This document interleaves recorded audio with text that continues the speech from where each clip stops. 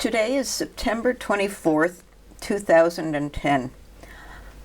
My name is Karen Aronson. We are speaking today with L. Rafael Reif, MIT's Provost since 2005. Provost Reif, who is the Maseeh Professor of Emerging Technology, came to MIT 30 years ago. Prior to his appointment as provost, he directed MIT's Microsystems technology laboratories and served as head of the Department of Electrical Engineering and Computer Science, MIT's largest department. He held the IBM Faculty Fellowship in MIT's Center for Materials Science and Engineering, received a United States Presidential Young Investigator Award, and was elected a Fellow of the IEEE for his pioneering work in the low-temperature epitaxial growth of semiconductor thin films. He also received the Semiconductor Research Corporation's 2000 Aristotle Award. His field is three-dimensional integrated circuit technologies and the fabrication of environmentally benign microelectronics. Rafael, thank you for talking to us today. You've been provost for 5 years, the senior academic officer of the Institute. What does a provost do, and what have you tried to do in that role? What does a provost do? That's an interesting question. Well, as the provost is the chief academic officer and the chief budget officer at MIT. So the primary functions are to coordinate all the academic activities. So the deans of the 5 schools report to the provost office, associate provosts as well, libraries as well. So it is where the coordination of all the academic programs occur and whether allocation of resources get decided. And that links to the role of Chief Budget Officer, which is responsible for the MIT budget that runs the academic operation. The Vice President for Research and also Associate Provost, who does not have a school responsibility but has the job of coordinating research on campus, also reports to the Provost Office. So everything that deals with education and research is on the academic side for faculty and students go through the Provost Office. What does that translate into on a day-to-day basis, a typical day or a typical week? Are you in meetings from 5 a.m. to midnight? Pretty much. I think what it operationally what it means is that I have to meet frequently with all individuals that are in charge of different parts of the academic operation of MIT. So meetings are part of the game. Is a daily activity. Meetings normally lead to decision making. So the meetings are not to have conversations. Lots of decisions have to be made on a daily basis. So the day is really filled with meetings to discuss options and decisions. The evenings are not normally going to trying to catch up with email and regular mail. And then on occasion I try to think here and there, driving to the office or before I go to sleep or when I take a shower, I guess. How did you get up to speed on everything that was going on at MIT? It's a big place, it's a complicated place, and there's so many parts. You came from one big corner, but it was a part of what was going on. Yeah, that's an excellent question. Yes, I came from an engineering side, and although I was of course thoroughly familiar with ECS and the research in ECS, I was somewhat familiar with the rest of the School of Engineering. I was not much familiar at all with what was going on or what goes on in the rest of the institute. I was somewhat familiar with science as well, but not that much. So that was quite a learning experience. However, it was just simply fascinating. I mean, the opportunity to learn about all the things we do. I mean, I love to learn. I mean, I think everybody in academia loves to learn. We never stop learning. We learn when we do research. We just learn all the time. And this was a different kind of learning. Instead of going deeply into a subject, I just had to stretch laterally into all sorts of subjects. So I didn't find that challenging. I just found it absolutely fascinating. And then on the budget side, that was a little more complex. MIT is a fairly good-sized institution. These days it's a $2.4 billion operation, and understanding how everything works from the budget side was quite complex. That was also fascinating, and I enjoyed that, but in a different way. So it took a few months of complete immersion to become familiar with budget issues and all the academic operations.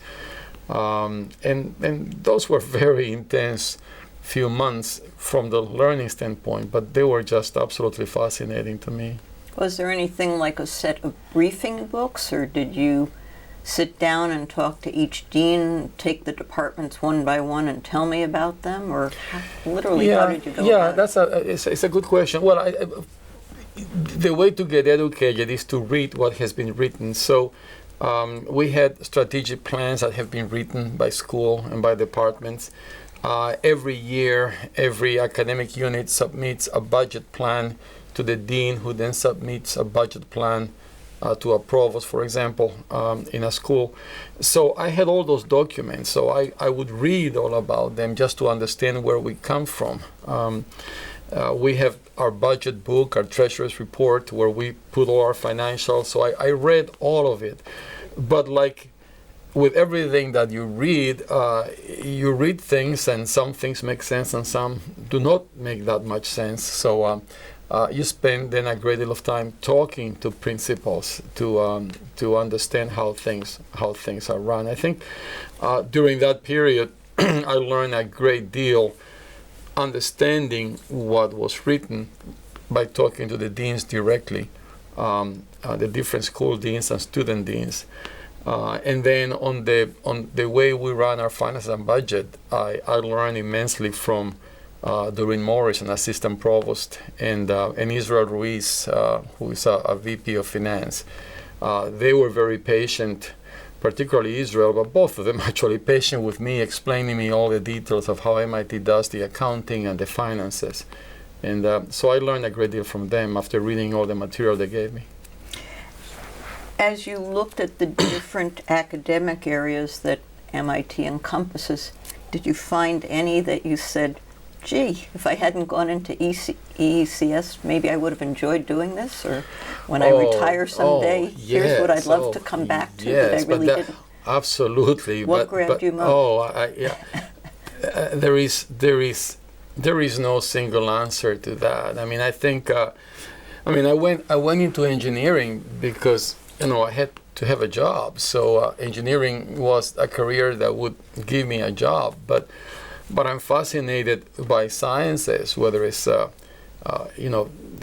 to me it all merges, whether it's physics or biology. I mean, I'm fascinated by social sciences, whether it's political science or economics, or history. I mean, I don't know. There is not enough time in a lifetime to learn everything that I wish I could. So, and MIT has so much to offer. I think perhaps the best part of my job is that, luckily, I can go to any faculty member and say to him or her, I don't understand this and I really want to understand, and they always patiently explain it to me.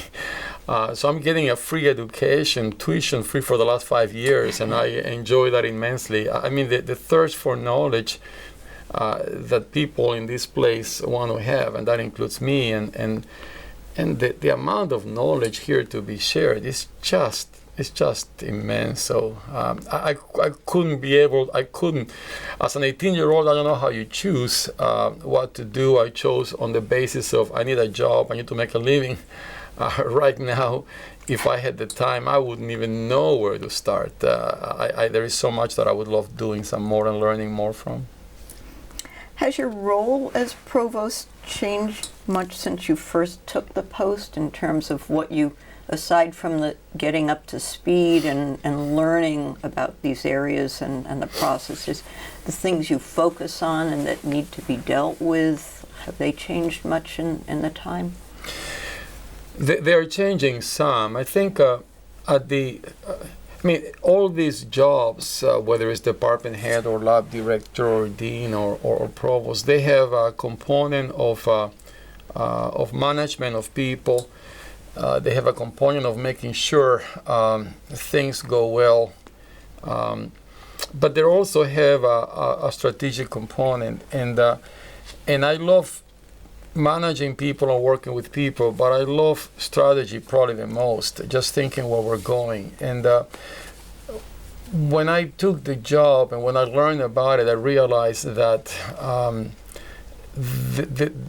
I had to make time for strategy, but the problems were quite immense, quite challenging, and that's what required my attention the most.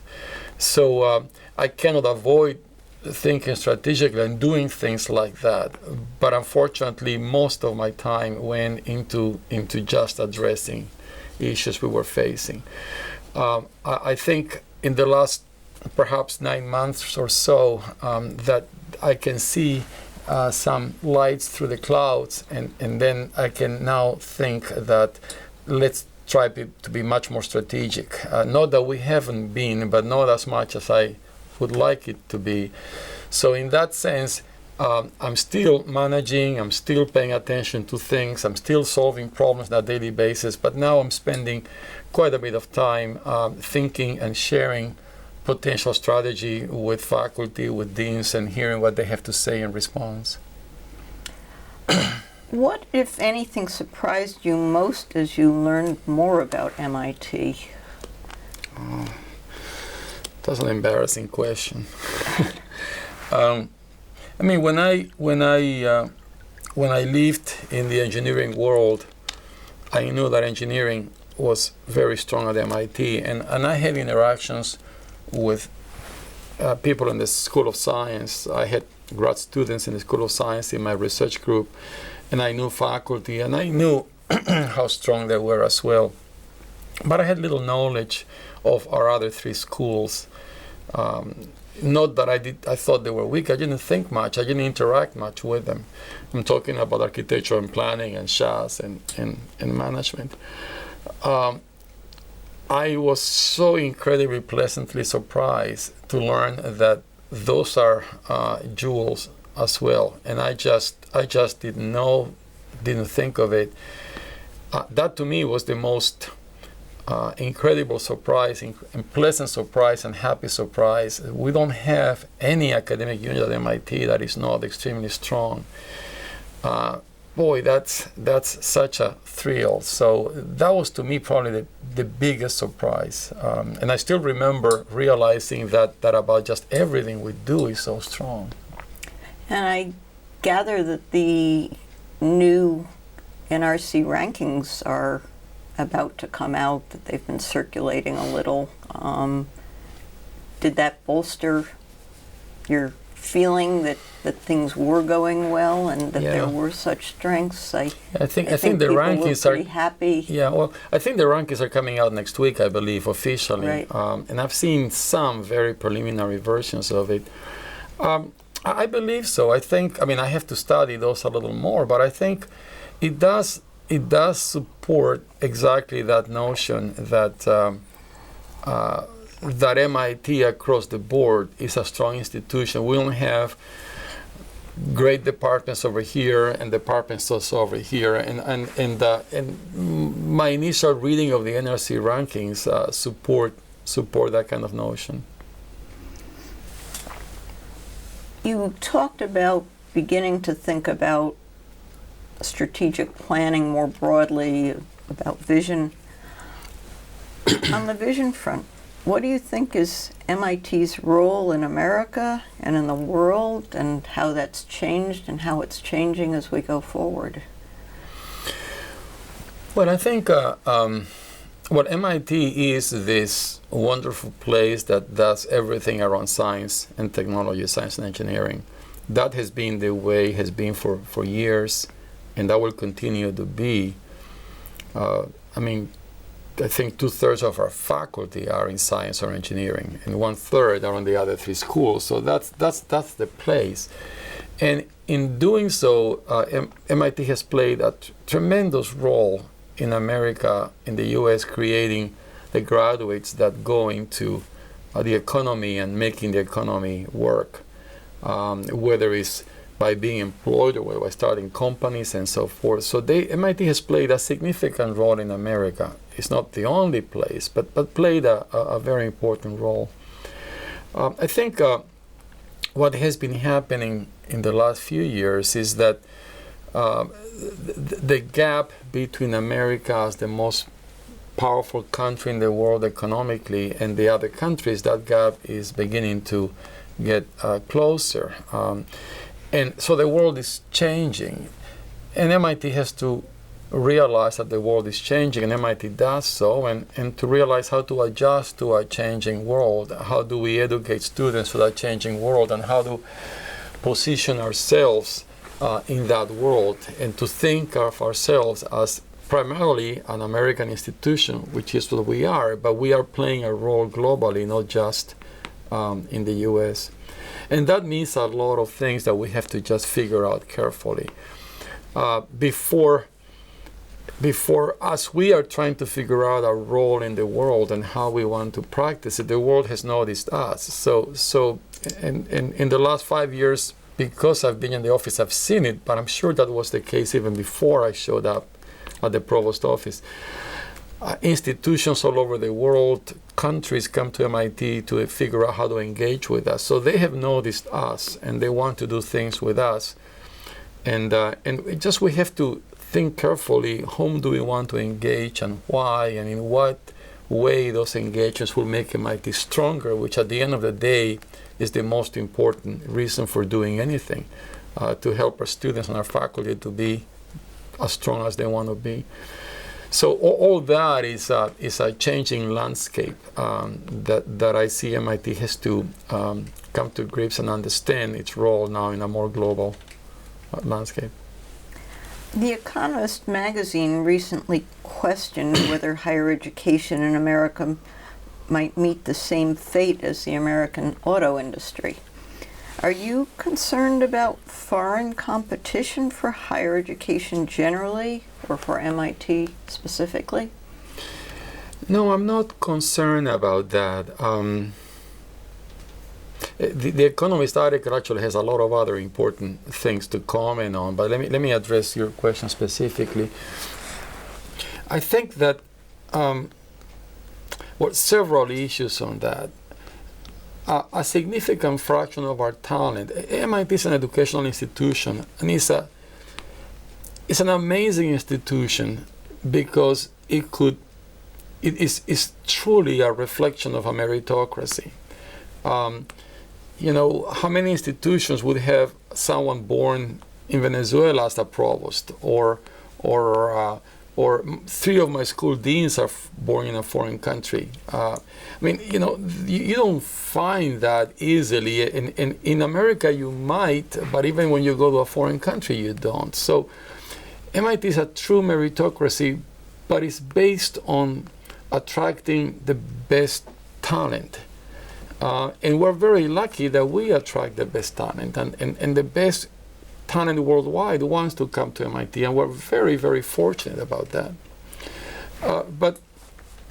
But those countries that send their people to MIT, their students and so forth, the students from those countries who still want to come to MIT, those nations are becoming stronger, and they're offering to those students opportunities in their home nations with institutions MIT-like, where they can study and get degrees, companies as good as the American companies, where they can get jobs after they graduate. So their desire to pack their bags and leave a culture they're comfortable with to come to another place is going to be lower, and that may have an impact on this meritocracy in which we want here the best people who want to compete with the best talent to come get together and change the world. So that is more what I'm seeing. That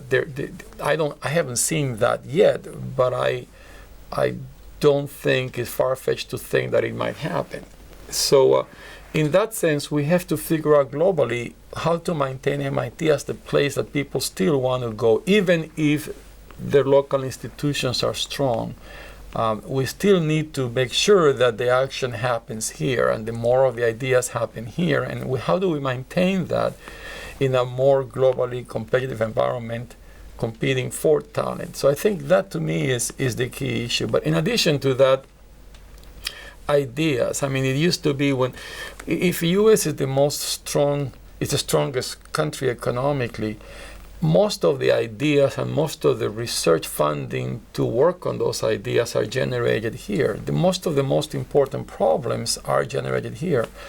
Well, there are important global problems that may not be important within the boundaries of the U.S., but are important for us to make a huge contribution. They are not here. They are found elsewhere, and we can collaborate with those people elsewhere to make a bigger impact of what the MIT talent can do. And then, of course, research funding. If you are one to solve or address a global problem, which is not a U.S. problem, why should the U.S. government pay to solve that problem? So we have to find the funding to work on a global problem elsewhere. So for all those reasons, I think MIT has to identify its place in the world. Talent, ideas, funding. To what extent do you see other leading universities in the United States grappling with that same issue? Do you feel like MIT is in an unusual place in that respect, or how many other universities do you see that are thinking that way and moving in the same ways and places that you are? I think quite a few of the strong American institutions are thinking about their role in a global landscape. And different institutions have used different models. Some of them have created campuses in foreign countries, have created basically educational institutions, extensions of the home institution in foreign countries, and conferred degrees of the same degree in foreign nations. So all these institutions are trying to figure out what is the role they should play in this global landscape and what solution they may have.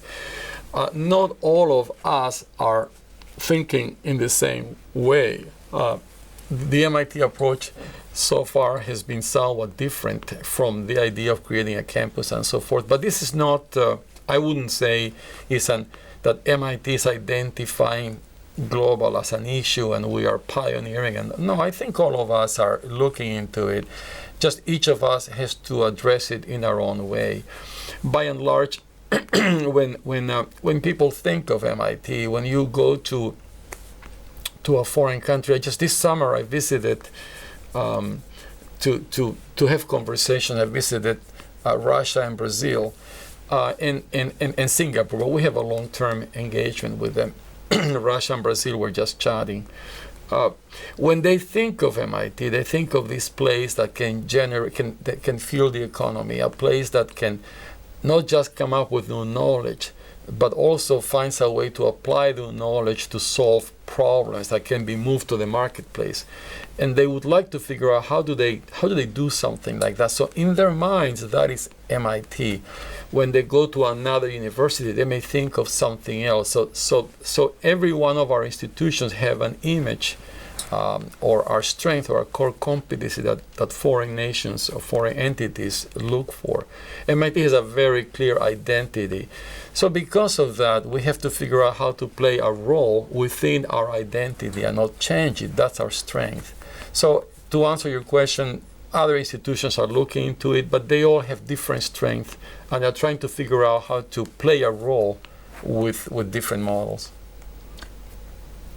I wonder how much of the foreign appetite for American higher education involvement focuses on science and technology, engineering, versus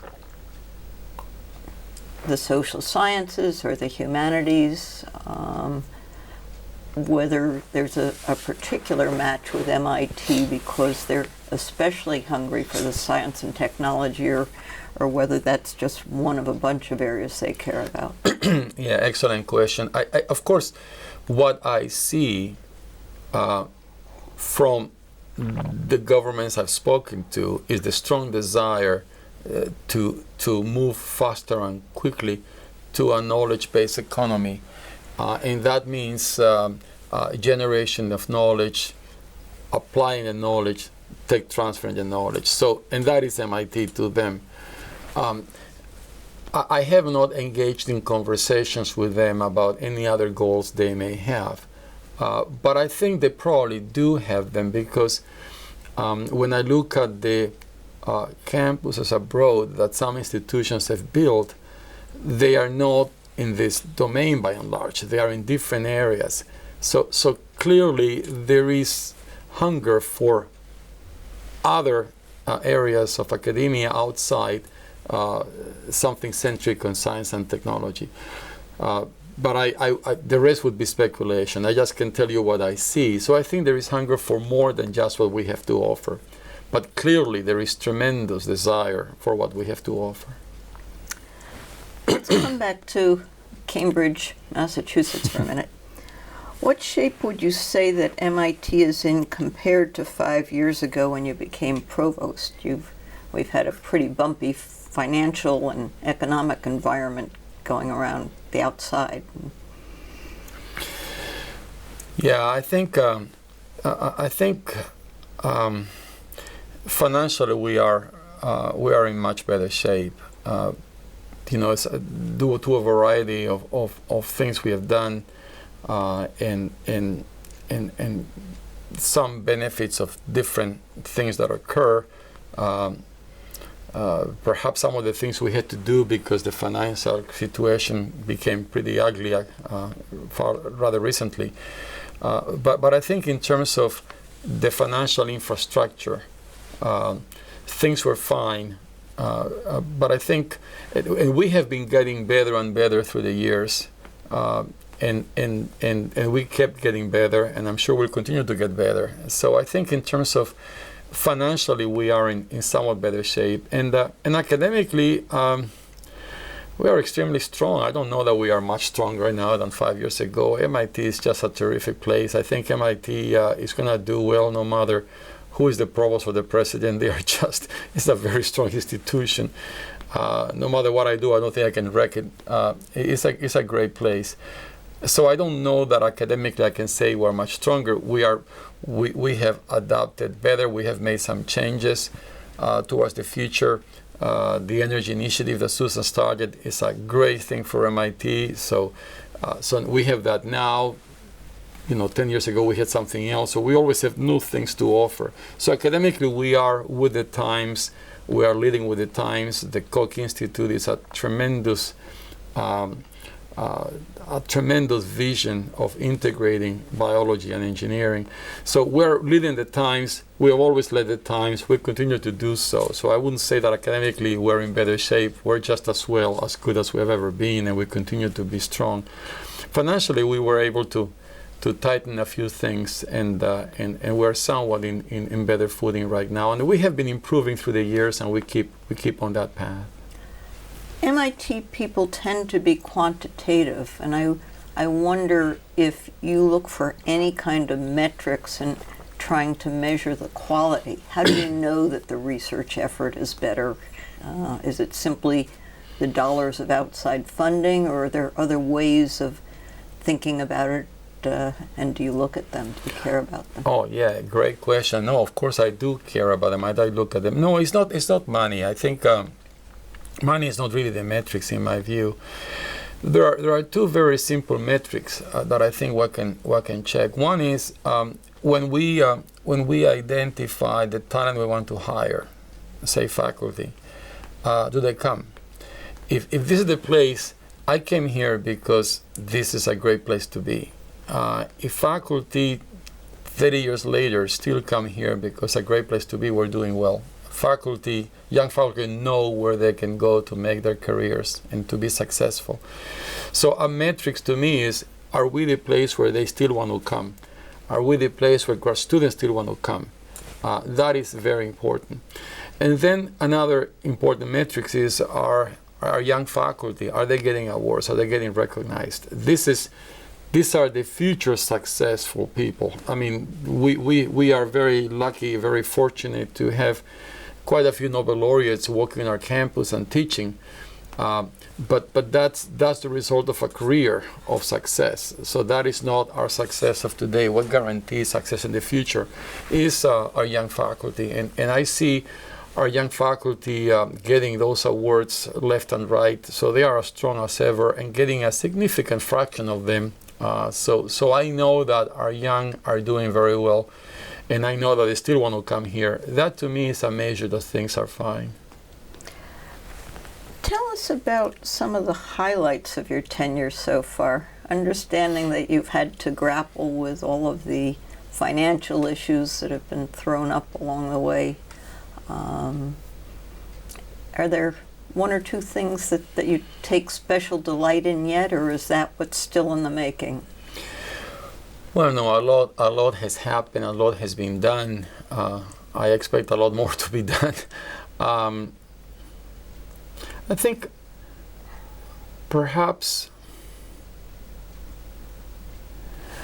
it's very hard not to include the whole financial and budget situation as something that was important. I think we really were extremely fortunate to make what seemed to have been all the right course at the right time for MIT to be today where it is. We did have to cut $120 million of our recurring budget, but it could have been much worse in terms of the people we had to lay off. It could have been much worse in the way we did it. So I think that whole domain was one in which academicians like to write papers about things like that they are very proud of. I don't think you write papers about this, but I think what happened the first couple of years in my tenure, in which we had a structural deficit of about $50 million or so, and how we fixed that, and right in time, so that when this financial tsunami hit us, we didn't have that thing, the albatross on our shoulders, and then how to very cautiously, very methodically handled the decline in the endowment. That took another 2 years. So out of 5 years, 2 and 2 went spent on, not all the time, but that took quite a bit of thinking. It's very hard not to include that. Things could have gone in so many different directions. So I'm extremely proud of how all of us managed that period. On the academic side, there is so much that has happened that I'm very happy about. I think on the international domain, we started what we call the SMART program in Singapore. Is the Singapore MIT Alliance for Research and Technology. It's just a great operation there. It's basically MIT as a research entity in Singapore collaborating with the local talent, faculty, and students and postdoc from the local universities, NUS and NTU. I'm very proud of that. I think it's so successful. I've been there every summer since the beginning, and I've seen not just the activity that you expect to see among faculty, postdocs, and grad students, both from MIT and their local institutions, but I see rising sophomores from MIT, just our kids, spending summers there doing internships, and males and females, and so these are our kids doing something very exciting in Asia for the summer.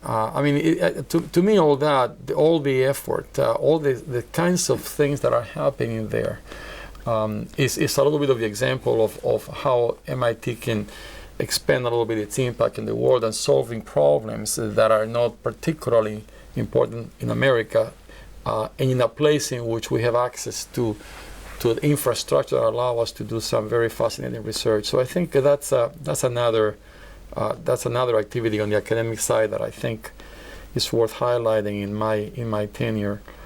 And then, we have been busy with quite a few other things. The Broad Institute becoming autonomous is a great thing for the region. We played a significant role to make that happen. We're very, very proud of that, and Broad will do great things. And I can go down the list of the Reagan Institute is something we just announced, I think, a year ago or so with MGH. Is focusing on AIDS. There are quite a variety of programs like that are making MIT stronger and stronger that I'm very happy with, very proud of.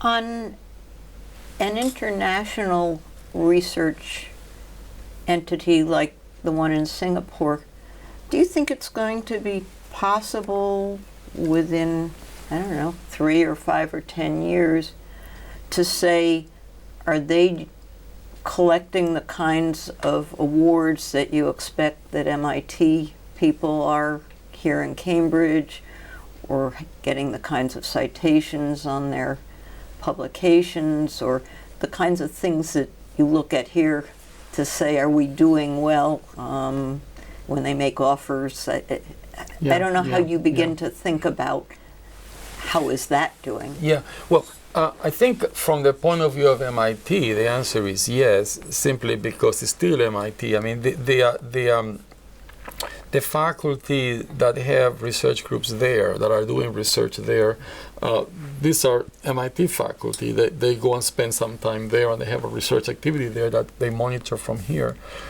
So I already began to see evidence that what they are coming up there is just really extraordinary. So the only difference is that this faculty, in addition to doing the research in one of these buildings around us, they are doing some research far away because that's where they may find the pathogens they need in the research, or that's because that may have the transportation infrastructure they are studying.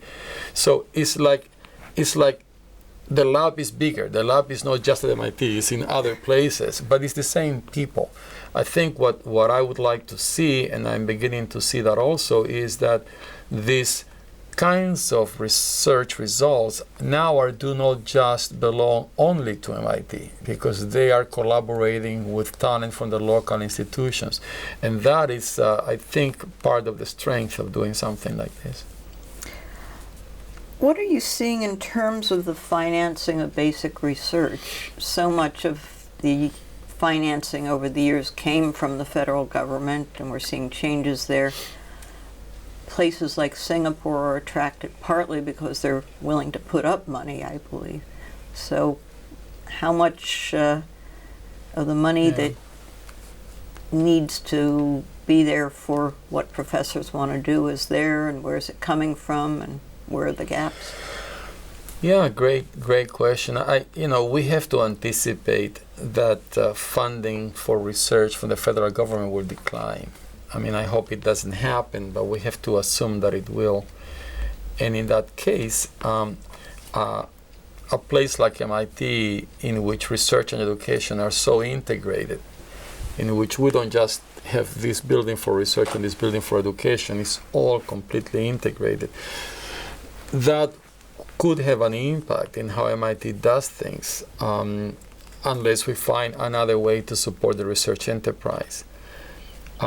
Right now, what we see growing in terms of research funding sources are funding from industry, funding from foundations, not-for-profits, and funding from foreign governments.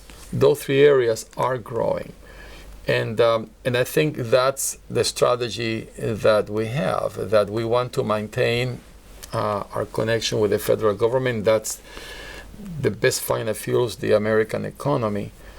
Industry funding is terrific. In some cases, we have structured in such a way that it helps the industry that's funding it, but also provides some discretionary money to do some other things.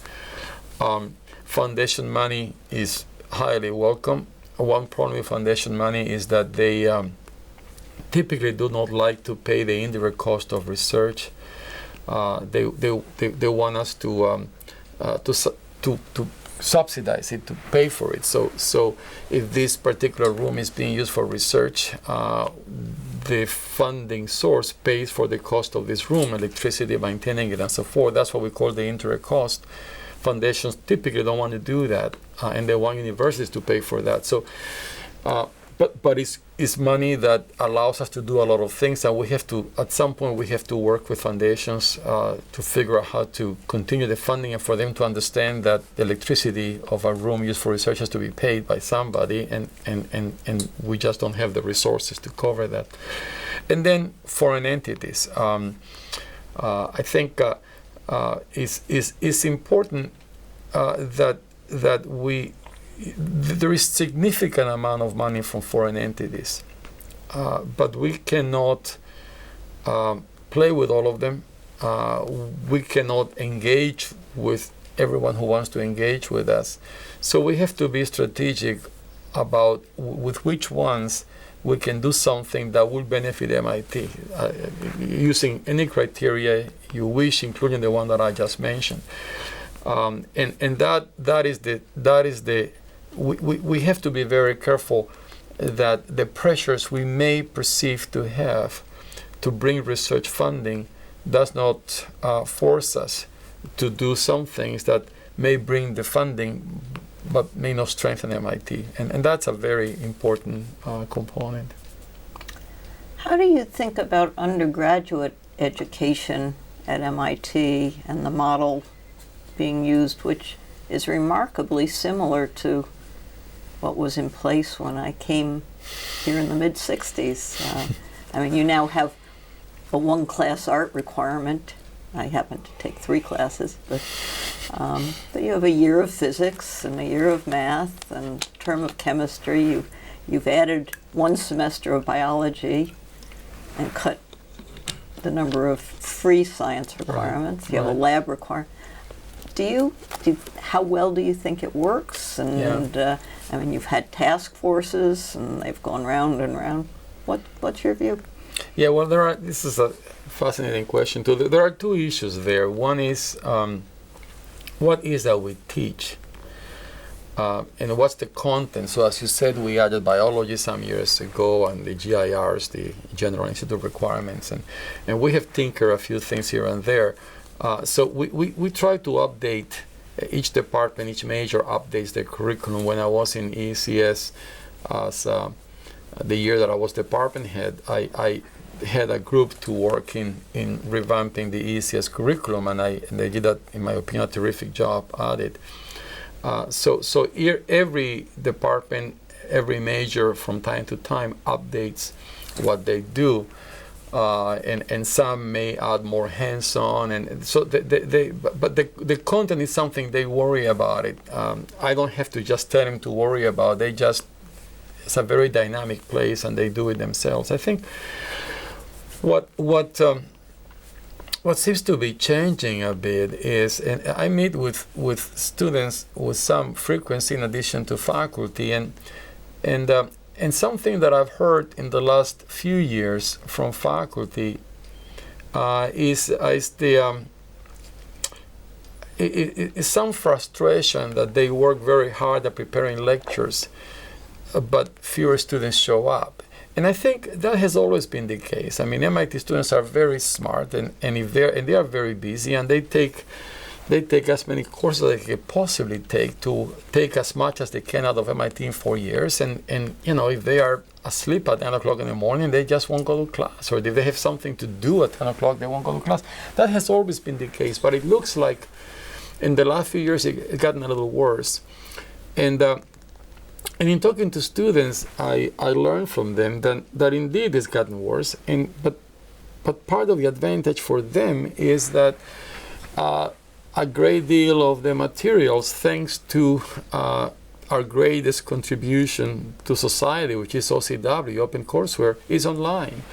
So not only in the past they wouldn't go to class because they would read a textbook typically written by the teacher in the class anyway, so they know the material being taught. They don't hear the lecturer, but they more or less can figure it out because they are so smart.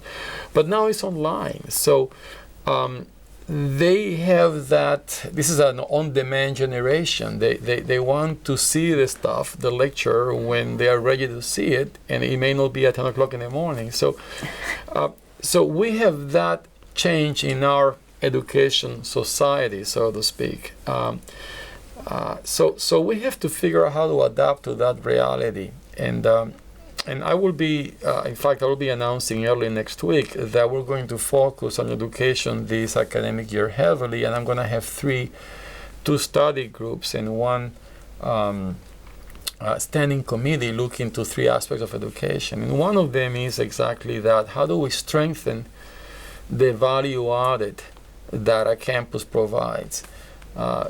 Because by and large, and I would like this group of faculty and students to look into this, because by and large, what you come to a campus when you're 18 to 22 is to learn social skills, to learn how to socialize, to learn material. By and large, you learn as much or more from your peers, from your other students, and from the faculty teaching a lecture. So how do we optimize that experience on campus, and how do we use what we call a classroom today for some more interactive activities? So my point is that the content, the departments are doing a great job upgrading it. What we teach, they are working on it. The question is how we teach and how to adapt to the way students think today because of the advent of online tools. And I don't think that's something that we can let a department or a program worry about it by themselves. They don't have the resources to handle this, so that's where we have to step in. So I would like a group of faculty to recommend what is that we should do and to think about it thoroughly, and then we'll probably take some action after I get recommendations sometime late in the spring of 2011.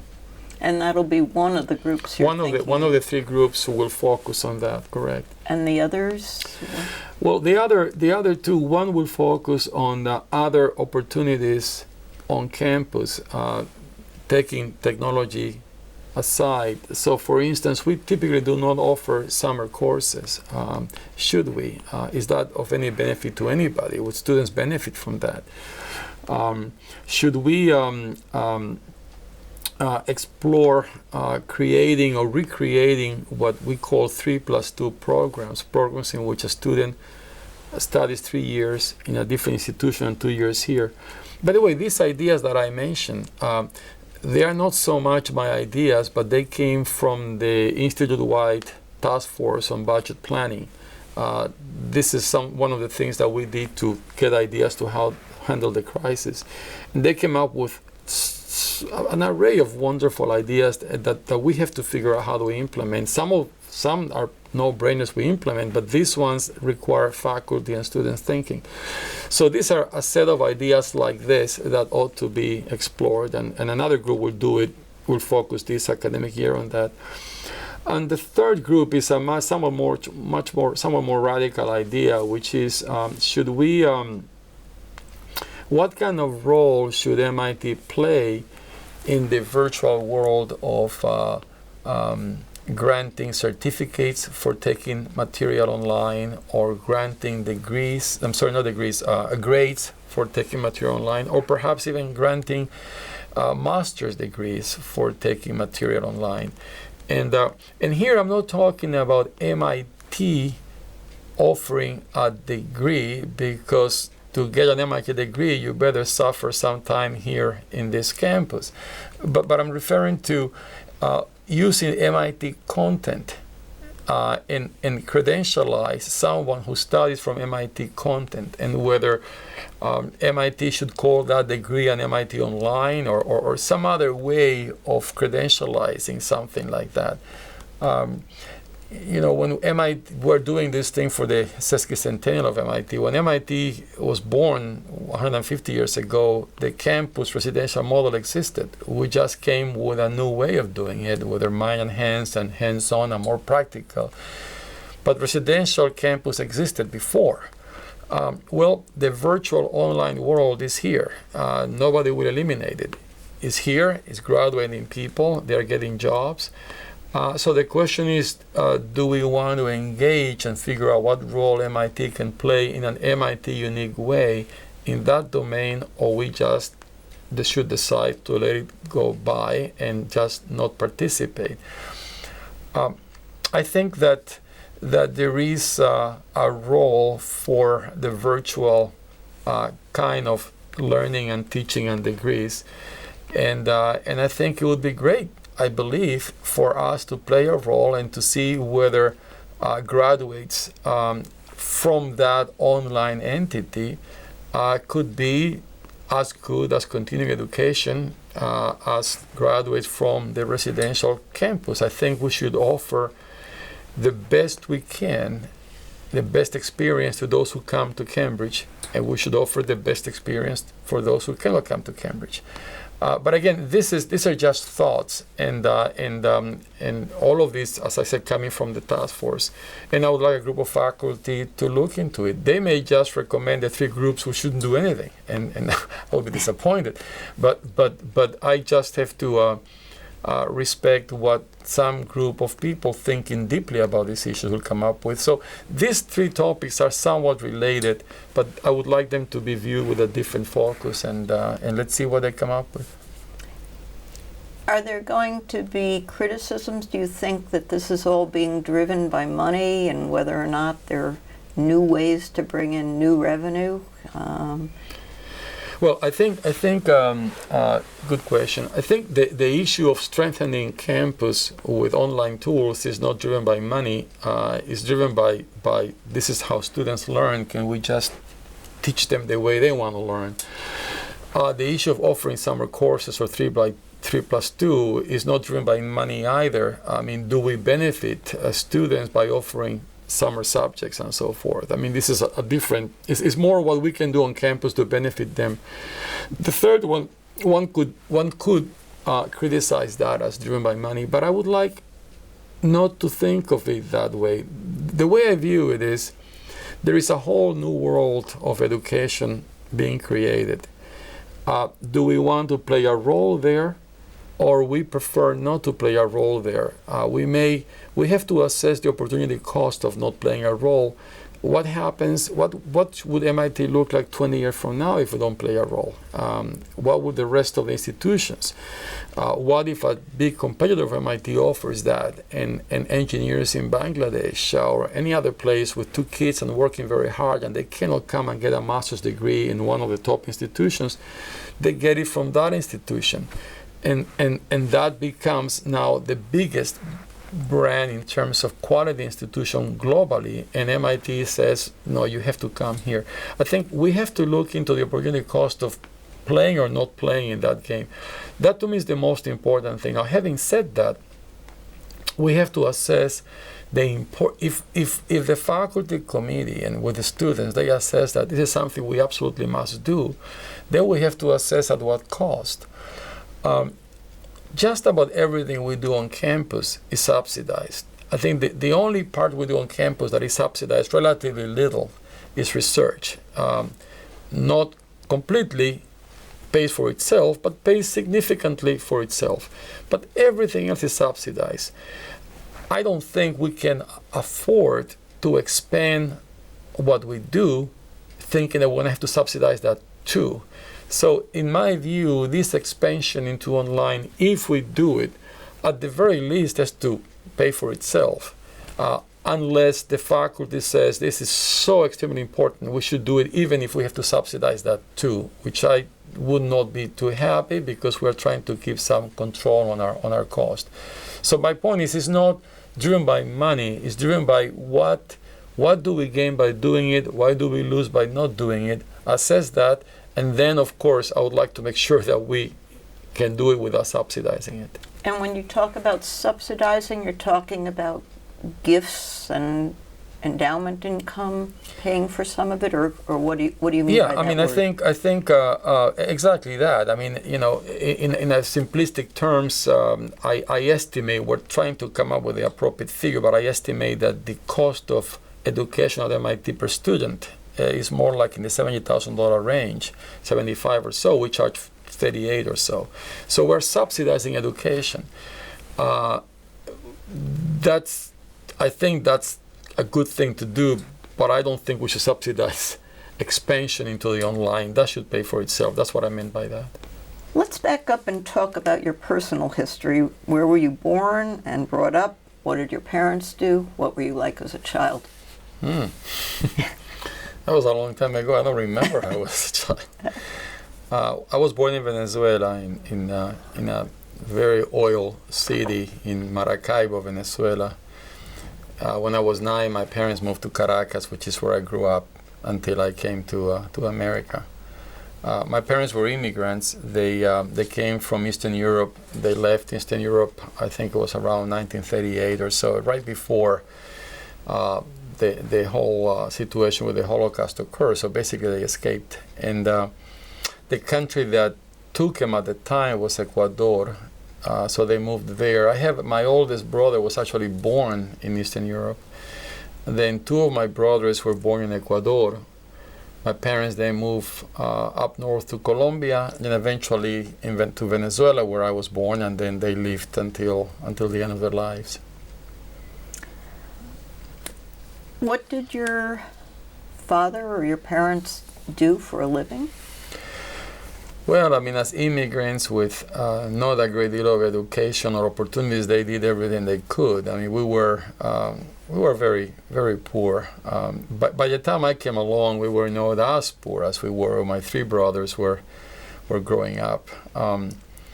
So by the time I came along, my father was mostly doing photography. He was a photographer, so he would just go to places, take pictures, try to sell them, and tried to make a living any way he could. What were you like as a child? Did you know what you wanted to do when you grew up? Were you interested in science and technology?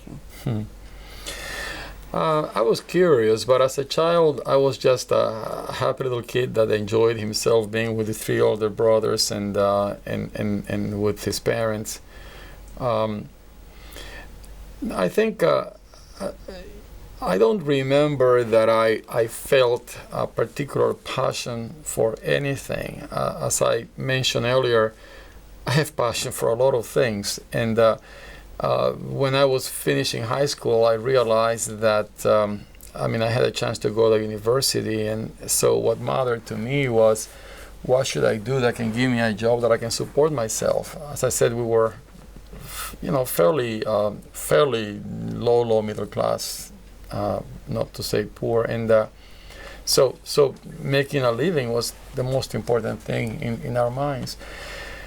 So I chose to be an engineer, and then within engineering, I had the option to be in electrical engineering. So that's what I chose to do. I loved it. It's not that I did it by force or because I forced myself. I loved it, but as I meant to say, I loved a lot of stuff to learn. So that's how I chose that. I don't remember that growing up. I like to do everything. I like to take things apart as much as I love reading and I love reading about history. I love a lot of stuff. So I didn't have any particular strong passion for doing a specific thing. Although you played chess as a child, didn't you?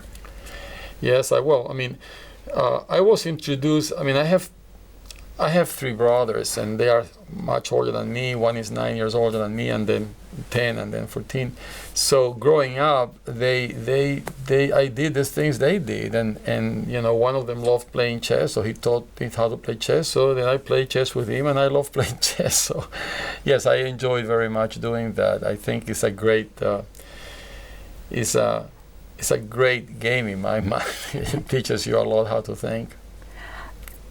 Were you the first in the family to go to college, or did your parents or your brothers go to college? No, actually, I was not the first, but in fact, I had a relatively easy life in that fashion. No, the first in my family to go to college was if I say that my oldest brother is brother number one, so brother number three was the first one in my family to go to high school, and was the first one to go to college, and he was the first one to get a PhD. So basically, I loved him. I love all my brothers, and my other two brothers, they, after elementary school, they went to work to help support the family, to help my dad. So, I saw my brother studying, and, the third one, so I loved that. And that sounded to me like an easier way to live. And of course, he was able to do it because things were a little more stable. He didn't need to go out and work as my other two brothers did. So I just did what he did. He went to high school, I went to high school. He went to college, I went to college. He went to get a PhD, I went to get a PhD. I just followed his path. It was a trailblazer for me. Did he go into engineering too? No, he went into chemistry and physics. So he was a scientist. He was in science. And did he leave the country to study, or did he stay there? Did. He went to get his PhD in America. So that's what I meant, that he did all that, and I did all that too. I mean, what he was doing, although in a different field, I loved doing too. And then he went back to Venezuela after he got his PhD. How did you decide where to go to college? Was there any choice, or there was simply a college nearby and that's where you went if you were going? Yeah, Venezuela had options in state schools and private colleges. And at the time, there was one prominent university, a state university, that was perceived to be the strongest. And I was lucky enough to get admitted there. That was in Caracas, in the city I lived. So that's where I started going to college. 2 years or so into college, 2.5 years, there were many rallies by university students against the government. The government closed the place down, closed it down after 2 years of not reopening. And I was making a living tutoring kids in high school and so forth. Then I found a way to be transferred to another university, 2 or 3 hours, 2-hour drive from Caracas, and that's where I finished my undergraduate education. Did you grow up bilingual? Bilingual, but not English, Spanish. I didn't really speak much English when I came to America. I spoke. But your parents spoke. My parents spoke in Yiddish at home, so I would listen to Yiddish, particularly with my mom. My father spoke Spanish, and I would answer in Spanish. So that was my childhood. So in that sense, it's bilingual, but not bilingual in any other formal language. When did you start thinking about going to graduate school in the United States?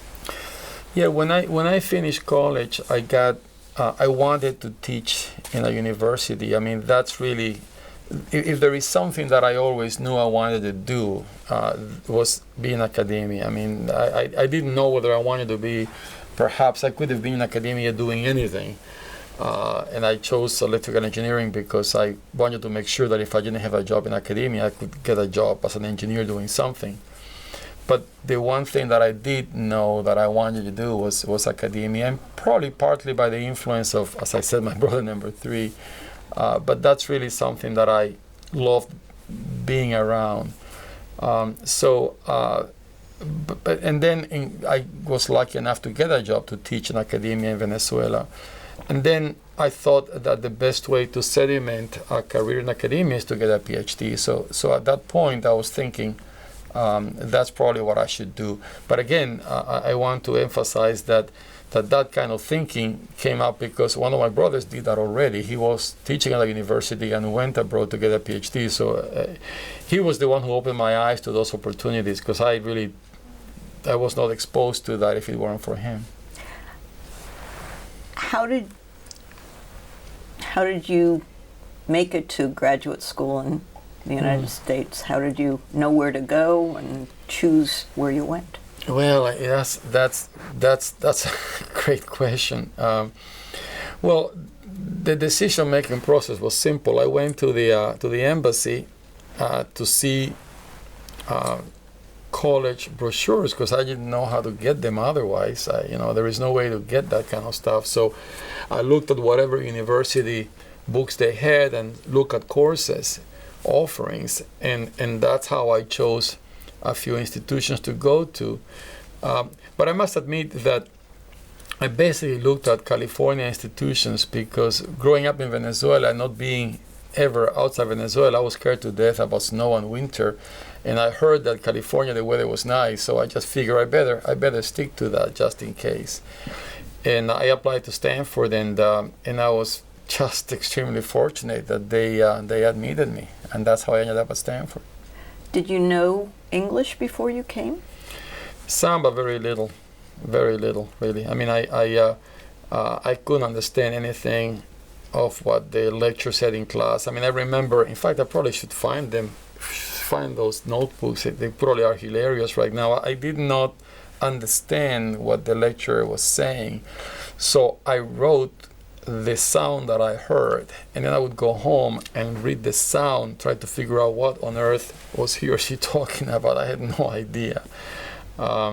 So I had eventually, it took me a while to learn the language, but yeah, I knew some, but not. I could more or less read easy English, but I could not understand spoken English. Just those words really made no sense to me. Did they give you any English classes, or did you take any? Oh yeah. I was taking English classes as I was a student. I guess I did know enough. You pass some test or so, I think TOEFL. I don't remember those names anymore. So I knew enough to be allowed to take classes, but I had to take English as well. I was not as ignorant of the language that I had to take only English before taking classes. I was allowed to do both, and I did. And it worked out. It was tough, but it worked out. So for what, a semester or two, or you would go home and decipher notes and look up words? Oh yeah, that took. I did that for easily a full year. Yeah. It got better and better. Hours and hours of parsing. Yeah. I better go back and look at some of those notebooks. That must be hilarious to see right now. And at some point you began to get comfortable and to really focus on the material, and it was a good match? You mean the what I chose, or Stanford, or both? I think it was a good match. I enjoyed doing it. As you know, the more I understood what was being said, I enjoyed it. I had a great experience there. So yes, I loved what I was doing. And what did you end up focusing on? You were in a department of electrical engineering. Yeah. And what did you decide to write your dissertation about? Well, this was the mid to late 70s, and Silicon Valley was getting born. So all these companies were getting started, and it is the 70s, late 60s where really the 70s where the Silicon Valley term came to life. So I was again extremely fortunate that I was there at the right place at the right time. So I got into that activity. I knew nothing about that in Venezuela. In fact, that was a period in which America, with its high technology, crossed the world from vacuum tubes to solid state. The electronics that I learned in Venezuela was vacuum tubes. It had nothing to do with solid state. So the whole thing was a significant culture clash on knowledge, technology, language, the whole thing. But it was fascinating. It was the beginning of a new industry, and I was there seeing it happen. So that's what I chose to do, and it was great. Did you have mentors while you were there?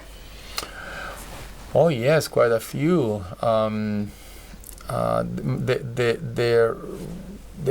The faculty supervisor of the research group, the person who asked me to join the group, who offered me to join the group, is a fellow named Jim Mindel. He's now at Georgia Tech. He's a tremendous towering figure in the field, a person that also mentored me as a grad student and then hired me after I finished my PhD. He's a fellow named Bob Dutton. He's still at Stanford, another towering figure in the field. I work closely with a person that at the time was a research associate, not a faculty. Now he's a faculty member at Stanford, Krishna Saraswat. And there's another fellow, all those names from the past that I remember very fondly. Ted Cummins, he was working at Hewlett Packard at the time, and he came once a week to see my progress and talk to me about what I was doing. I enjoy working with all of them. Aside from the fact that you were there at the birth of an industry or the infancy, how similar do you think your graduate student experience was compared to that of graduate students, say, in electrical engineering here at MIT, including many who come from other countries? You mean the experience of a foreigner as a student here at MIT, or? And the academic, both. Yeah.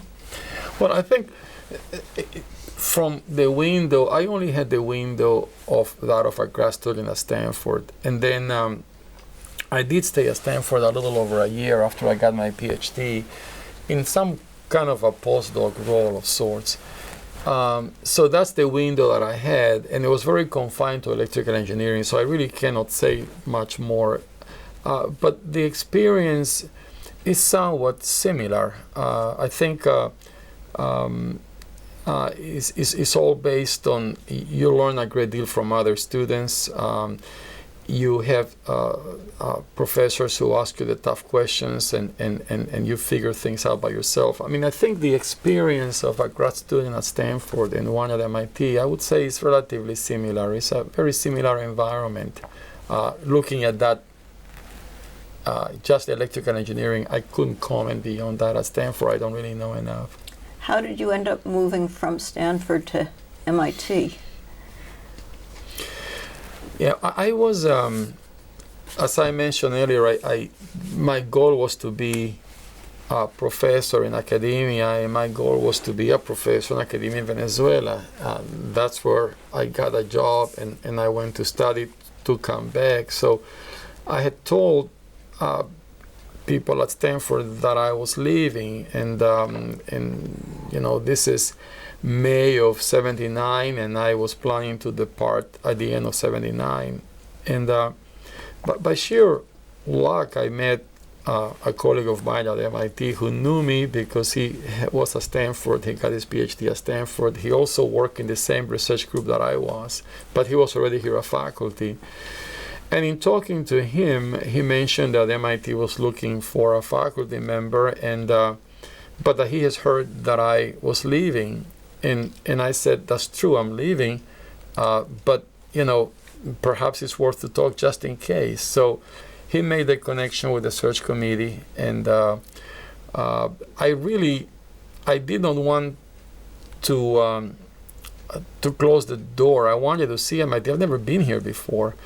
There is also another interesting reason. I mentioned earlier that when I spoke about my three brothers, that brother number 3 was the trailblazer, and I just followed his footsteps. Well, brother number 2, who initially after elementary school, he went to work to help my family. Eventually, when brother number 3 went to college, he realized, boy, I'm not going to stay behind. So he went to high school, but at night. So he worked in the day and went to high school at night. To make a long story short, during that period of time, he was a grad student at MIT. So I kind of wanted to see him, and I wanted to see MIT. So I wanted to explore that option, but I really deep down, I felt like I knew I was not going to do it. I just wanted to explore it, why not? But not to come. Remember, there is winter and all that kind of stuff, and it was not my cup of tea. And besides, MIT has such a tough reputation, at least at the time. But one thing led to another, and this colleague of mine, Dimitri Antoniadis, mentioned, I suppose, recommended me to the search committee, and they brought me for an interview, and I was shocked by what I saw. I mean, this is the most amazing place in the world. I met Mili Dresselhaus, Steve Centuria, Cliff Fonstad, people who are no longer here, David Adler, Dick Adler, both passed away. I thought this is the most this is the best place in the world. So I spent a day here, and I went back, and I went to my wife, if they make an offer, we're going there. And what about Venezuela? Well, I don't know, but I'm not going to miss that opportunity. So they made me an offer, and I came, and I had to change all the plans at the last minute. It was just, it's just one of those accidents of history that helped me a great deal. What field was your brother in here? Your Urban planning. He's in Venezuela now. He's in Venezuela. So here I was. Eventually, I came here as a faculty, and he was a grad student. I went to stay with him and his family while I was looking for a place to live. And he basically walked me to my office my first day of work, my older brother. Your first winter? How did it go? It wasn't so bad. I remember Steve Centuria. He was the head of the search committee at faculty in electrical engineering. He retired recently. I remember telling him, I'm afraid of winters, and he said, just layer yourself up. Just add a bunch of layers. That's all there is to it. And I did that, and I said, it's not so bad. You lived in the lab anyway, probably. Pretty much. What were your first impressions of MIT as you came to work and settled in? You had your day here and were very impressed. My first said, what have I gotten into? Or No. My first impressions working here is, why does this place have such a tough reputation? I mean, everybody here is great. I mean, it's not like they hug you every morning and they hold you by the hand. Nobody does that. But everybody here is smart and helpful, and I don't know. There is no. The perception that I was told to have is that everybody at MIT was arrogant and impossible to talk to and stuff. And I found the smartest people on earth being the nicest people to be with and to talk to. No, I just was in paradise. I was in absolute paradise. I loved it here. I love the students. The students are incredibly smart. Working with my grad students and teaching undergraduates, that was a terrific experience. If anything that I miss not doing now is not doing that. I had to stop hiring grad students when I became provost. In fact, I had hired 3 the summer that I was appointed, and I didn't think it was fair to them. I loved my colleagues, students. I loved it all. So did you have a particular mentor when you got here? Did anyone take you into their lab or under their arm? Or? Not really, but everybody was available to talk to. I mean, I spent many hours talking to Dimitri Antoniadis and Steve Centuria, the people on the search committee, and Dick Adler and Cliff Fonstad.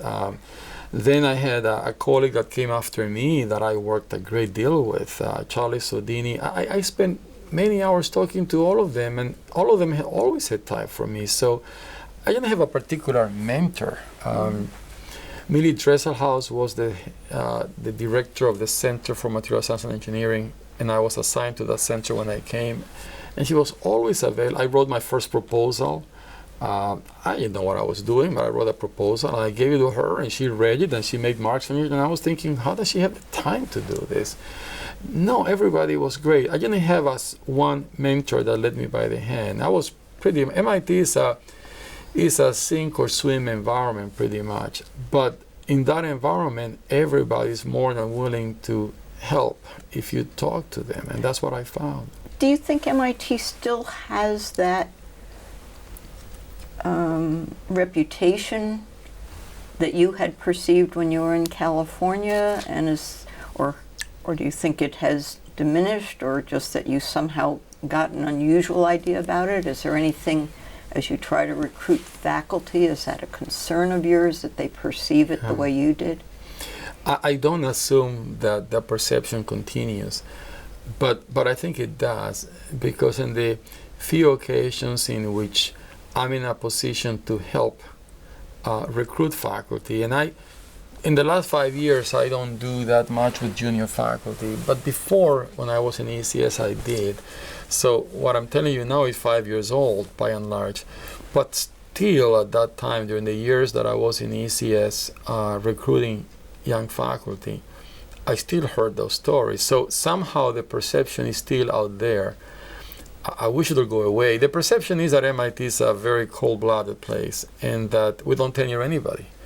And I just don't know where that comes from, but it's there. And I think it's probably still there, but I'm not that much on the other side to really know. But I still hear that from prospective faculty who are concerned about coming because of it.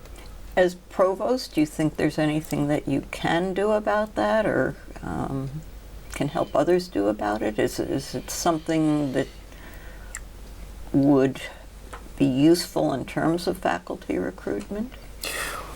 Well, I don't know that there is a great deal to do. I think that MIT is a place of facts, and facts speak for themselves, and data. And if a prospective faculty hears things like that and doesn't look at the facts and accepts the perception without checking, maybe he or she doesn't belong at MIT anyway. So I think if you look at the numbers and you ask the questions, you realize that that is not true.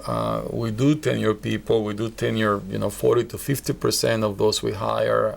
So that is not, we don't tenure everybody, but we do tenure well. And another perception is that we hire 3 faculty for the same tenure track, and then we let them beat each other, and that's not true. We just hire everybody we hire has its track, and that's a tenure waiting for him or her. I think faculty, prospective faculty, should ask those questions, and they do, and we explain it to them, and then the facts speak for themselves. So I don't know there is much more to be done about it. Given the field you were in, did you think at all about whether remaining close to Silicon Valley might have been more useful to your research? And when you got here, did it become a concern at all because you were working on what they were trying to do far away and suddenly you weren't there? Yeah, that was something that I was thinking. In fact, when I told people that I was leaving to come to MIT, I think pretty much everybody I spoke with, friends and others, thought that I was crazy because Silicon Valley was already there, and what am I doing going away from it in my field? But there were 2 things in my mind at the time. One was that Stanford is a terrific institution, and where I was, there was a tremendous amount of talent there already. So I didn't see myself, even if I would be lucky enough to be given a faculty position, that I was not in the cards at the time. The directions, everything was already set. It was a strong place.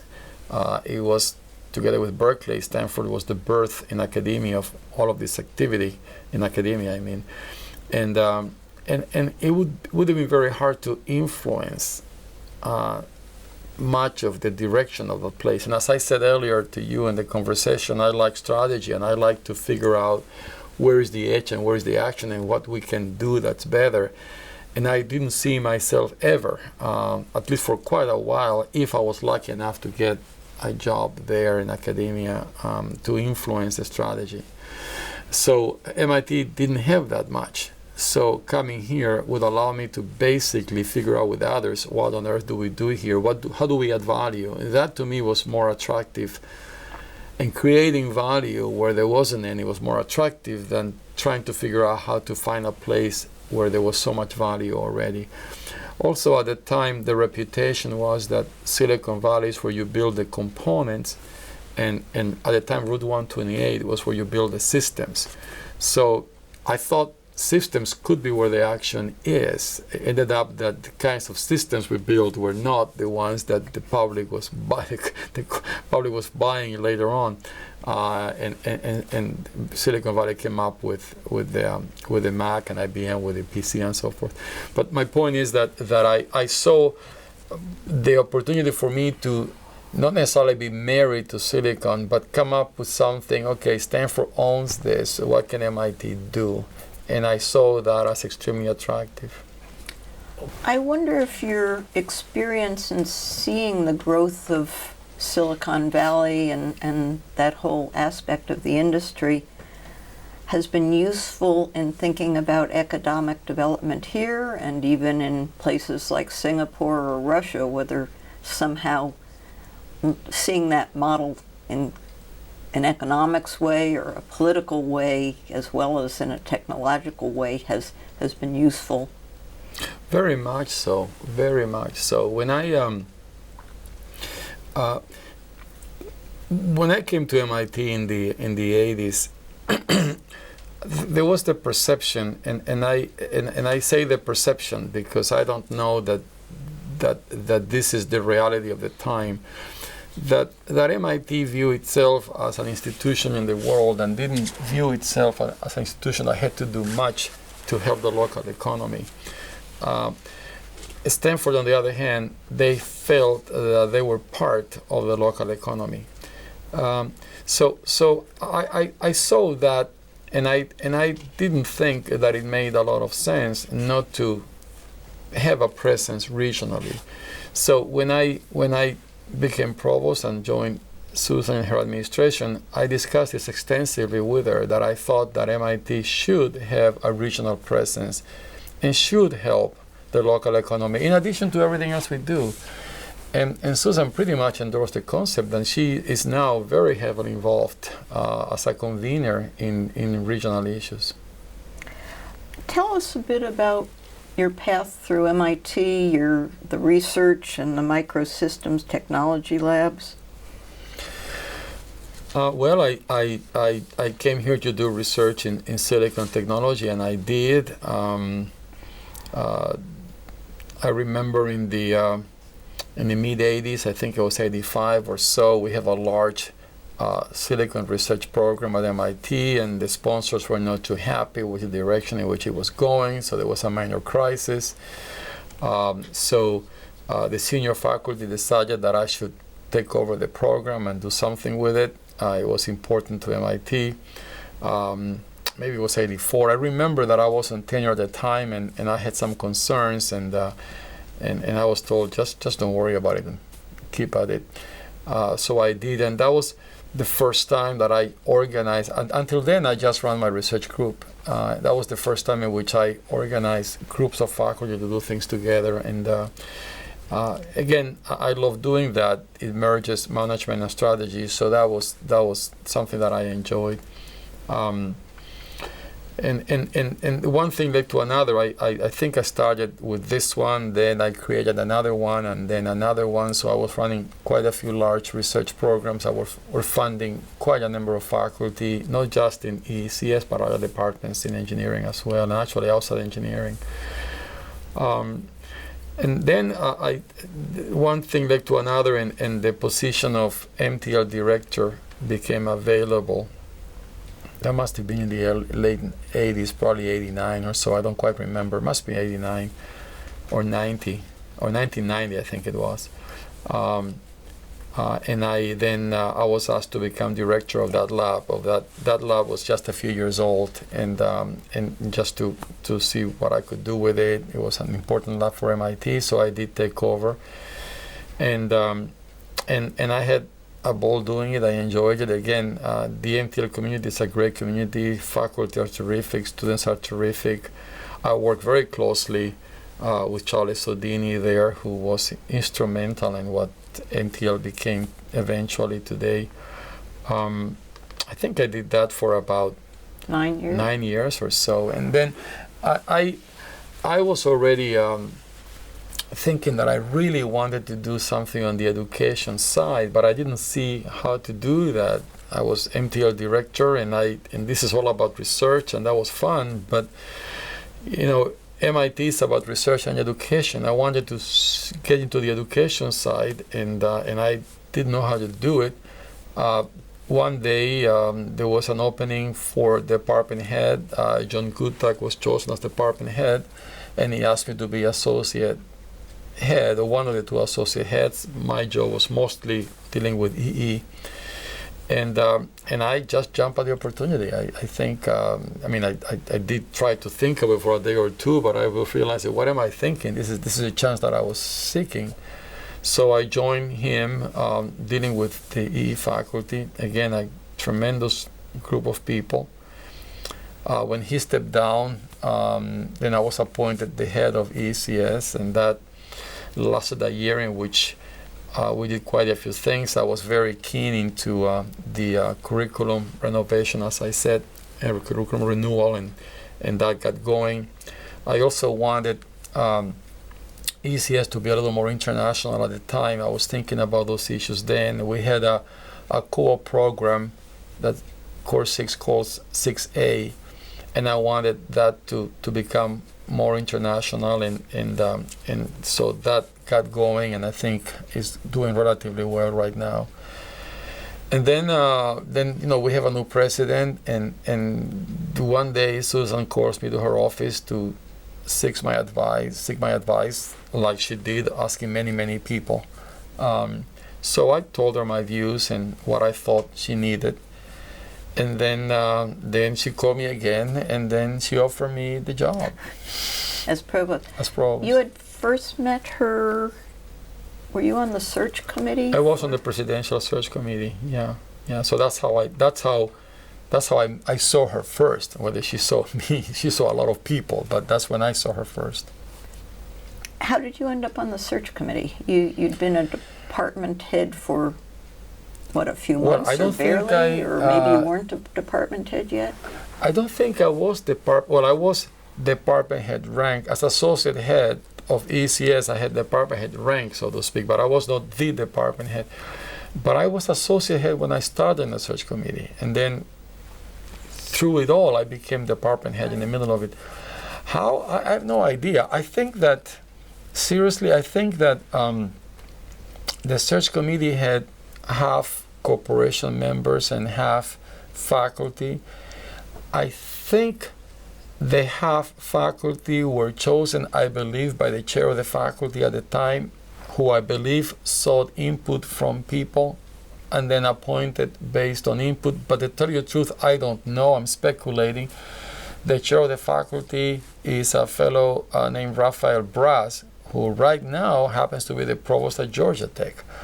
And he called me, so I assumed it was his doing. I mean, why he asked me, or what other people thought. Had you worked with him before? Or? No, I mean, I knew him.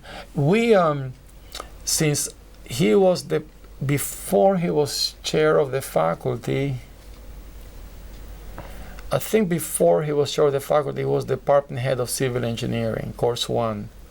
So he was an engineering council with other department heads, where I sat as associate head for ECS. So I saw him in that way, but beyond that, he was just a colleague, and a very good colleague, but that's about it. Were you surprised to be offered the provost position? I guess you'd been department head, actual department for head. A year, yeah. For even less than a year when you were approached. And how did you think about it? Well, yeah, I was surprised. I was surprised. I was pleasantly surprised, but I was surprised. Well, I mean, I think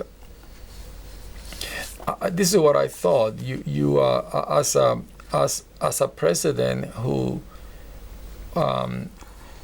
needs to know MIT, she needs someone. I assume that's the way she thought. I actually never asked her, why on earth did you ask me? Maybe one day I will. I assume she must have felt, look, I'm new. I need somebody who understands the place very well. I'm from science. I would rather have an engineer who knows the place very well. ECS is the largest department in engineering. So let's go with this guy. He looks normal. He does speak funny, but other than that, he looks normal. So I assume that was the logic behind it, Karen. I don't really know. I never asked her. Did you have any reservations about taking the job? Did you think about, gee, I might have to give up my research, my teaching? Or were you ready to, you said, this administrative stuff is kind of interesting. Let's go for it. I was very interested. I mean, I was very surprised. Truly, I was surprised. Because even though I could see that logic that I just outlined, there are so many MIT is blessed with so many good people. I mean, I didn't know it would come to me. And I did think about it a little bit, but not that long. I think I love research, and I love working with grad students, and that latter is more important to me. Research, I've done what I could in the sense that I've done many good things happening in our lab.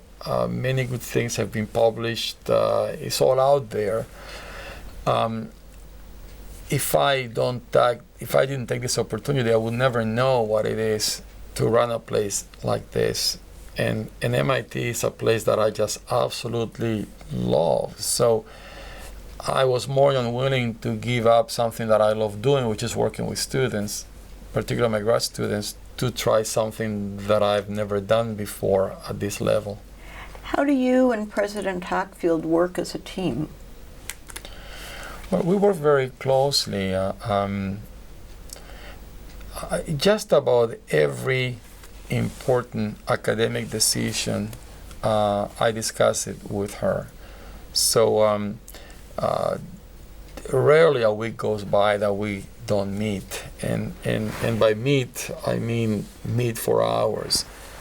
We typically meet just one-on-one, 1 or 2 hours every week. We're typically in meetings with others several more hours every week. We exchange emails extensively. It's not rare that at night we call each other to talk. So we work very closely together. Do you think you've approached your job significantly differently from your predecessors? Did you go talk to any of them before you, or as you were getting started? Oh yes, I did. I didn't talk to them before because that would have been inappropriate. So I had to take the job, and then after I was announced, that was a few weeks after I accepted the job, then I did talk to people who have had those kinds of jobs before. Certainly I spent quite a bit of time with Bob Brown, who did the very best at trying to teach me the office, although I think he was clearly could see that most of what he was saying was over my head because I couldn't understand it. I hope he didn't see that. But he spent quite a bit of time with me to teach me the office. But then I also spoke with others like John Deutsch, Joel Moses, Paul Gray was very generous with his time. So people that had those offices before, they were very generous with their advice. So I listened to how they approached their office while they were in office. I mean, I'm different from them, so I approach it differently. It's not better, it's not worse, it's just different. They probably each had their own approaches in any case. Absolutely. I don't imagine that they were very similar to each other. That's right. But but boy, I learned a great deal in talking to them, and to this day, I don't bother Bob Brown much. The man is a busy guy, running a big university, but I still bother with some frequently John Deutsch, Joel Moses, and Paul Gray. We're all on campus. They are on campus, and they are always generous with their time with me. You talked about the budget responsibilities before and the challenges of dealing with the financial issues that came from the crash in the markets. And I think one of the things that you put in place was a concept that dealt with green bars. And tell us about how you thought about that and how you used them and Wow, yeah, that's this is where my Latin American upbringing may come up, because I'm going to be using my hands a lot and explaining things. When I became provost, and Israel Ruiz was very patiently explaining me the details, the financial details of MIT, during Morris explaining to me how we run the budget. In working with Israel, basically he pointed out to me a couple of things. One is that we basically were running with a a $50 million a year structural deficit. It was needed at the time. It was the only way to run the place. So there was that's just the way it was. But what he pointed out was that we had about $500 million of discretionary funds that could be used to cover that. And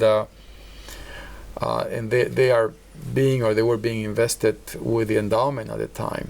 So the risk was high that if that money makes money, then it'll last more than 10 years if we had to run that deficit for 10 years.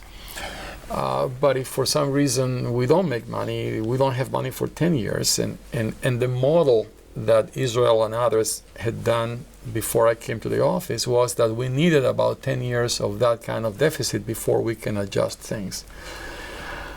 So that looked pretty scary. So Israel just was very adamant at trying to tell me that perhaps we have to do something about it. So that was the first thing we addressed, and that's probably what you heard about the green bars, which is basically we did something using our resources much more efficiently, so that without any budget cutting of any kind, we managed to basically balance the budget. And that took 2 years. I thought about a way of doing it a few months into being provost, and then Israel spent quite a bit of time with me to figure out how to implement this and how to sell it to department heads and deans. So it took 1 year of selling it basically and 1 year of implementing it. Were there some issues of the money being there, but the question of being able to allocate it differently? Yeah, I mean it is. That's right. So the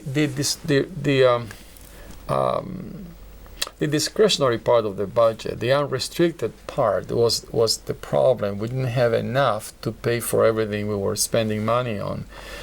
On the restricted part of the budget, we had plenty, but that could only be used for the restricted part. So the issue, the brilliance of the idea, and I think it was my idea, but chances are Israel told me that 2 or 3 months before, and I didn't understand it. So God knows whose idea it was, but Israel and I put it together. Is that we use unrestricted monies to subsidize some of what the restricted money was not enough for. So all we did basically is to increase the payout so that the restricted funds would cover more from the endowment, so that they would cover more of it, and the unrestricted would cover less of that same activity. So it was all within the domain of what that restricted money could be used for, but now using less unrestricted. And by doing that, we just saved the money. It was as simple as that, although it sounds pretty convoluted. But well, I think there was a good deal of respect both inside and some envy outside the Institute that you had found a way to deal with some of the issues. Well, I think we're again extremely fortunate that we did that when we did, because if we would have had to deal with that $50 million structural deficit when the financial crisis came, things would have been very, very hard. Another of the challenges that I think you faced when you came into the office was the question of minority representation within the faculty. You've appointed 2 associate provosts for faculty equity. What were the issues there, and what do you think can really be accomplished in this area? Yeah, that's a very important issue. I think there was a perception, and I felt that before I became provost, there was a sense among minority faculty that they don't experience the same MIT the majority faculty, that they experience a different one, and they feel that way. So one has to validate the way they experience MIT. I tried to look into that with a couple of committees that I established a few months into becoming provost. But the work of those two committees was not moving fast enough. And the environment at MIT was getting a little more polarized because of other issues with the denial of tenure of a minority and so forth. So I thought that we needed to do something and give it much more attention. So basically I merged those two concepts, committees that I had, and created a larger, a more visible task force to look into the environment that minorities face at MIT and to look into that in a scientific way. And a group of faculty, and we had postdocs involved, they went through a very thorough process of interviewing present faculty, former faculty. They went to visit them where they were. It was a very thorough study to understand the MIT they experienced. And they came up with a tremendous report, a very lengthy report. And one can read it and learn quite a bit from what they came up with. And I think there are quite a few recommendations that are something we have to address and pay attention to. The issue here is not an issue of only numbers. Clearly, we would like to increase our representation of minorities on campus. But the issue here is to do the best we can at bringing the talent that fits with MIT to make sure there are no prejudices when you look at that talent. But most importantly is when we bring that talent here to make them feel as part of the family. I mean, the way I remember describing the MIT that I saw from the provost office is a picture of all MIT faculty, and all of them are smiling except the minority faculty who are not. It's a pictorial representation. I did not want that. I wanted the minority faculty to feel that this is their place, that there was no difference, but they felt that there was. So now we have to address that, and that's what this report produced. And your two associate provosts were a way of signaling that this was important, or a way of also tackling it? And well, it was both a way of showing how important that was, but also it was operationally.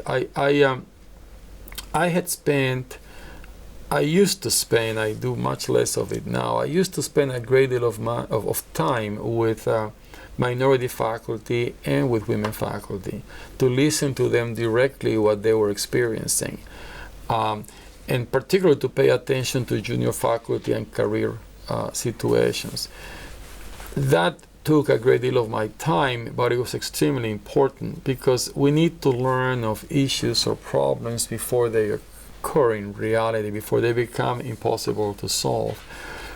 Having associate provost, one for minority issues and one for gender issues, allows them to work on my behalf to deal with these issues, to spend time with the faculty, to understand what they're saying, and that is their job as opposed to being a small fraction of my time. So they are spending all their time in these issues. So I get to hear much more, and these issues are being addressed with much more vigor. So it's more than symbolic, it was operationally. I needed somebody to help me do the job that needed to be done.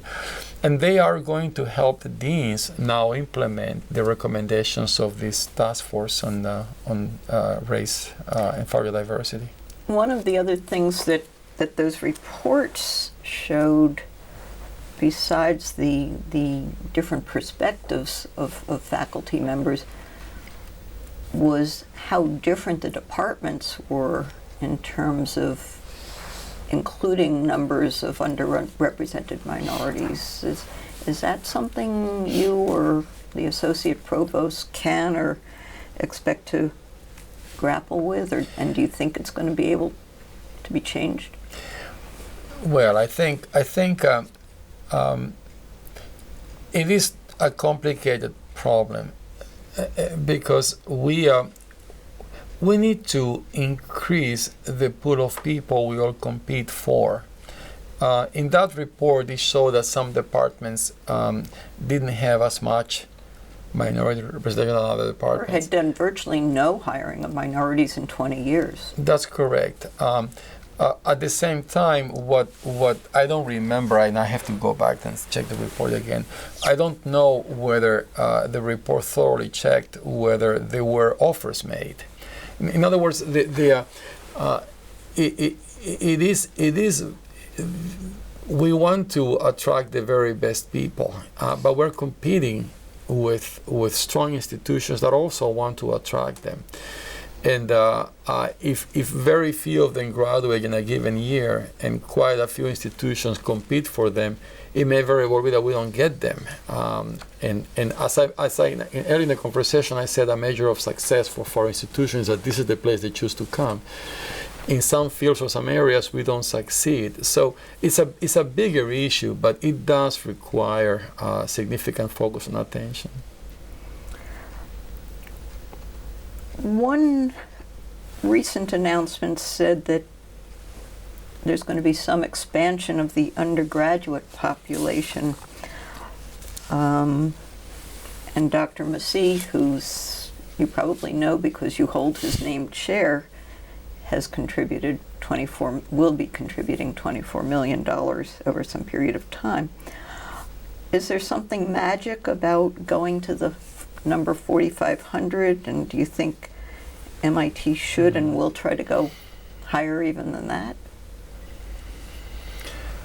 Yeah, excellent question. Is there something magic? Not really. The only magic number there is that in not too distant past, maybe up to the mid-90s, we used to have an undergraduate population of 4,600 with the same 1,000 faculty. So, and with the same buildings, so or actually fewer buildings. So we know we have the capacity to teach that number with the teaching staff we have and with the classrooms we have.